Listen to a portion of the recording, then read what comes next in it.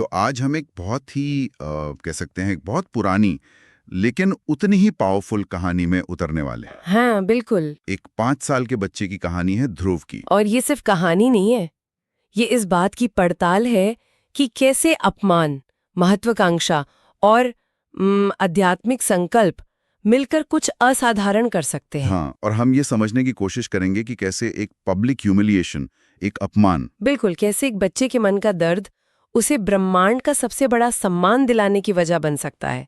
ये सुनने में कितना अलग लगता और है। इसकी शुरुआत होती है एक ऐसी घटना से जो आज भी बहुत रिलेटेबल है। पारिवारिक कलह। हाँ, परिवार के अंदर का पक्षपात। कहानी का सेटअप कुछ ऐसा है कि राजा उत्तानपाद हैं, उनकी 2 रानियां हैं, सुरुचि और सुनीति। और राजा अपनी एक रानी सुरुचि के लिए मतलब पूरी तरह से बायस्ड है। हाँ, और दूसरी रानी सुनीति और उसके बेटे ध्रुव को प्रैक्टिकली अनदेखा करते हैं, और यहीं से एक तरह से उस कॉन्फ्लिक्ट की नींव रखी जाती है।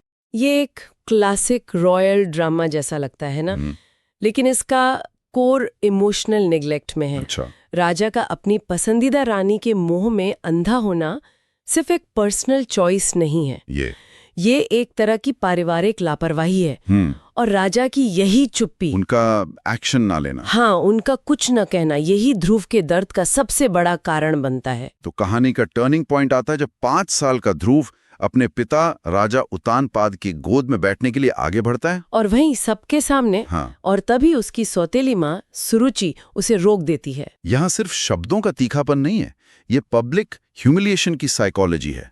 सुरुचि के शब्द बहुत बहुत चुभने वाले थे। वो कहती है, सबसे ऊंचा स्थान सबके लिए नहीं होता, उसके लिए योग्य होना पड़ता है। लेकिन इससे भी ज्यादा दर्दनाक था राजा का चुप रहना। एग्जैक्टली। एक बच्चे के लिए पिता का वो मौन, वो उसकी सौतेली माँ के शब्दों से भी बड़ा घाव था। सही बात है। तो ये बात अब सिर्फ सिंहासन की नहीं रह जाती, ये एक बच्चे के अपने वजूद को लेकर एक गहरा सवाल बन जाती है। और इतना अपमानित होकर ध्रुव रोते हुए अपनी माँ सुनीति के पास जाता है, और यहाँ मुझे सुनीति का रिएक्शन थोड़ा अजीब लगता है।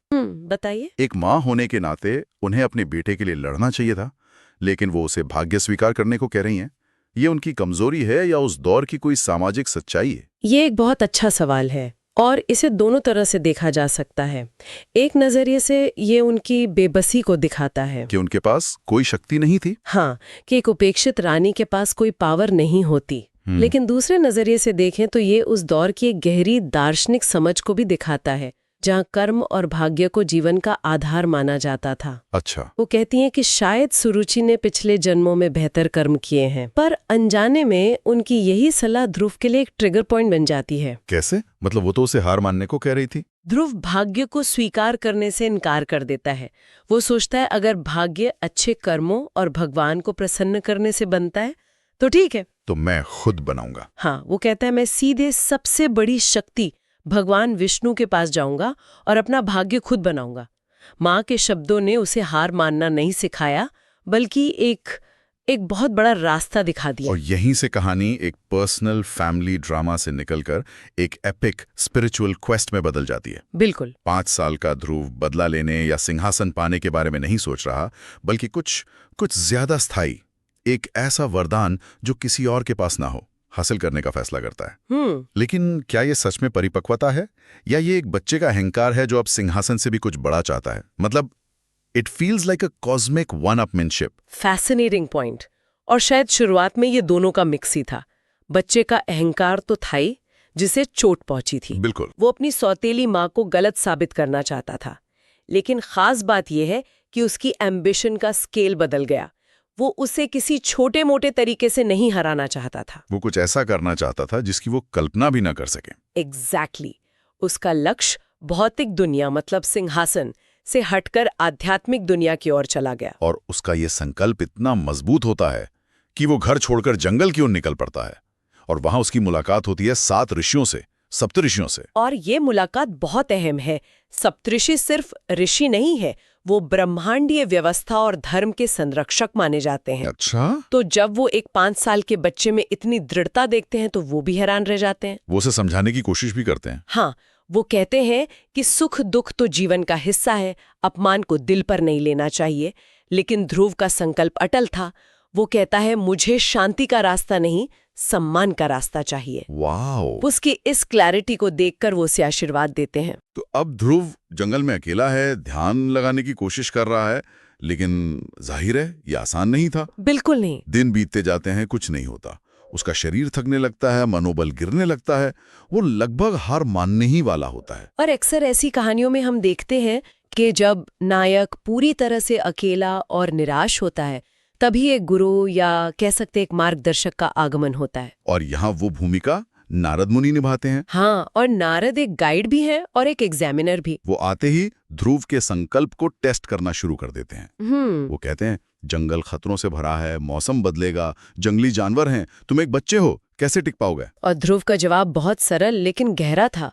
हर चुनौती के जवाब में वो कहता, मेरे पास माँ का आशीर्वाद है, और अगर आपका आशीर्वाद मिले तो मैं कर सकता हूँ। हाँ, उसका ये अटूट विश्वास और विनम्रता नारद को काफी प्रभावित कर देती है।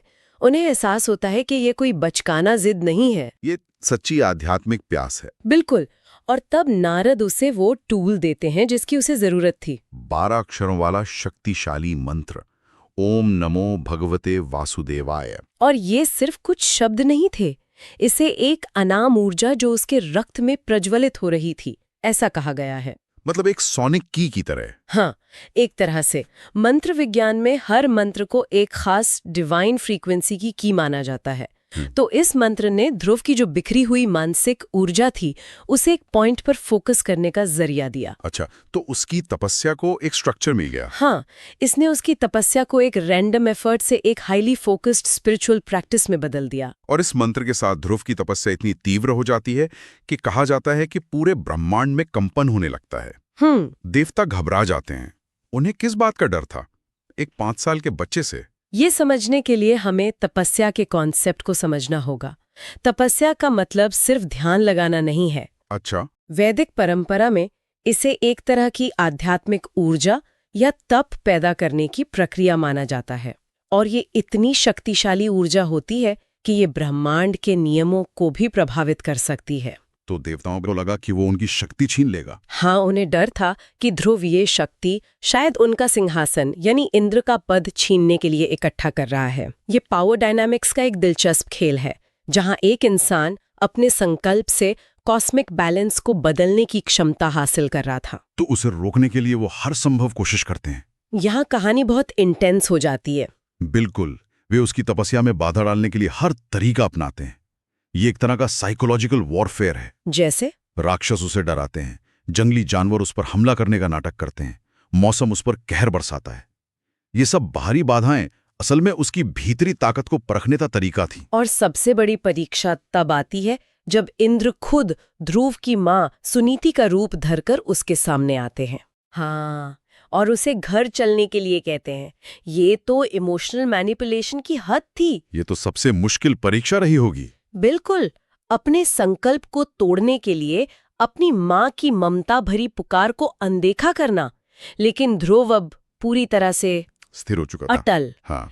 एक जगह एक बहुत अच्छी उपमा दी गई है, वो उस चट्टान की तरह बन गया था जिससे लहरें टकराकर खुद ही टूट जाती थीं। उसने सभी भौतिक और भावनात्मक बाधाओं को पार कर लिया था। और शायद इसलिए उसका नाम ध्रुव सार्थक होता है, जिसका मतलब ये अटल, स्थिर। एग्जैक्टली। जब देवता उसे रोकने में पूरी तरह नाकाम हो जाते हैं, तब वो मदद के लिए भगवान विष्णु के पास जाते हैं। और विष्णु के जवाब क्या था? विष्णु का जवाब बहुत सुंदर है। वो मुस्कुराते हुए कहते हैं, घबराओ मत, वो लड़का सांसारिक चीजों की लालसा नहीं करता, उसका इरादा महान है। अब समय आ गया है कि मैं उसे वो दूं जिसका वो हकदार है। और फिर अंत में भगवान विष्णु प्रकट होते हैं। कहानी का सबसे मार्मिक हिस्सा मेरे लिए यही है। इतनी कठोर तपस्या के बाद जब विष्णु पूछते हैं कि वो क्या चाहता है, तो ध्रुव के पास मांगने के लिए कुछ नहीं होता। ये फैसिनेटिंग है ना? हाँ। जिस इच्छा के साथ ये पूरी यात्रा शुरू हुई थी, वो इच्छा अब खत्म हो चुकी है। विष्णु का दर्शन ही उसके लिए सबसे बड़ा इनाम था। वो अनुभव उसे पूरी तरह से संतुष्ट कर देता है। उसका सारा दर्द, सारी महत्वाकांक्षाएं, सब कुछ शांत हो जाता है। वो कुछ बोल भी नहीं पाता। वाह, ये तो मैंने कभी ऐसा सोचा ही नहीं था कि यात्रा का मकसद मंजिल पर पहुंचकर खुद ही बदल गया। वो बस सिर हिला देता है कि उसे कुछ नहीं चाहिए। लेकिन ये स्वयं विष्णु है जो उसे सुरुचि के कहे शब्द याद दिलाते हैं। अच्छा। हाँ, विष्णु अपने वरदान को सीधे उस अपमान से जोड़ते हैं। वो कहते हैं, तुम्हारी सौतेली माँ ने कहा था कि सबसे ऊंचा स्थान सबके लिए नहीं होता, मैं तुम्हें वही दूंगा। ये तो पोएटिक जस्टिस की पराकाष्ठा है। बिल्कुल। और क्या अद्भुत स्थान दिया गया, पूरे ब्रह्मांड में सबसे ऊंचा स्थान, सभी रचनाओं से ऊपर। वहां तुम एक तारे के रूप में चमकोगे, अपनी जगह पर स्थिर, ठीक वैसे ही जैसे तुम इस पूरी परीक्षा के दौरान रहे। अगर हम इसे बड़े परिप्रेक्ष्य से जोड़ें तो ये वरदान पूरी तरह से प्रतीकात्मक है। ये बताता है कि आपके गुण ही आपका भाग्य तय करते हैं। वो अपने संकल्प में अटल था, इसलिए उसे आकाश में एक स्थिर बिंदु ध्रुव तारा बना दिया गया। हाँ, और उसने खुद को खोया हुआ और अस्वीकृत महसूस किया। इसलिए उसे खोए हुए लोगों का मार्गदर्शक बना दिया गया, जो रात में यात्रियों को रास्ता दिखाता है। विष्णु उसे ये भी कहते हैं, लोग तुम्हारी ओर आस्था भरी नजरों से देखेंगे क्योंकि तुम उन्हें अंधेरे में रास्ता दिखाओगे। ये अपमान का एक अद्भुत ट्रांसफॉर्मेशन है। जिस चीज ने उसे सबसे छोटा महसूस कराया, उसी ने उसे सबसे ऊंचा बना दिया। ये कुछ वैसा ही है जैसे कोई एथलीट अपने करियर की सबसे बड़ी हार को अपनी सबसे बड़ी प्रेरणा बना लेता है। वो दर्द ही उसका ईंधन बन जाता है। ध्रुव के साथ भी यही हुआ, बस उसका मैदान ये ब्रह्मांड था। तो इन सब का क्या मतलब निकलता है? हमने एक पारिवारिक झगड़े से शुरुआत की और एक खगोलीय घटना के निर्माण पर आकर रुके। ये कहानी बताती है कि अगर ऊर्जा को सही दिशा दी जाए तो जो सबसे गहरा व्यक्तिगत दर्द होता है ना, वो भी सबसे बड़ी आध्यात्मिक उपलब्धि का कारण बन सकता है। ध्रुव ने उसे पीड़ा देने वाली को नष्ट करने या उससे बदला लेने की कोशिश नहीं की। उसने एक ज्यादा मैच्योर रास्ता चुना। हाँ, उसने उसकी शक्ति के दायरे से ही ऊपर उठने की कोशिश की।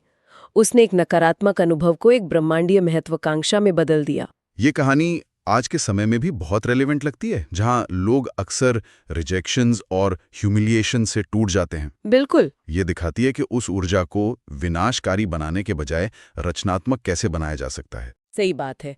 ये सेल्फ एम्पावरमेंट की एक चुनौती कहानी है, लेकिन ये एम्पावरमेंट बाहरी दुनिया को जीतने से नहीं, बल्कि भीतरी दुनिया को साधने से आती है। तो इस चर्चा के अंत में हमारे सुनने वालों के लिए सोचने के लिए एक विचार छोड़ जाते हैं। स्रोत में एक दिलचस्प बात का जिक्र है।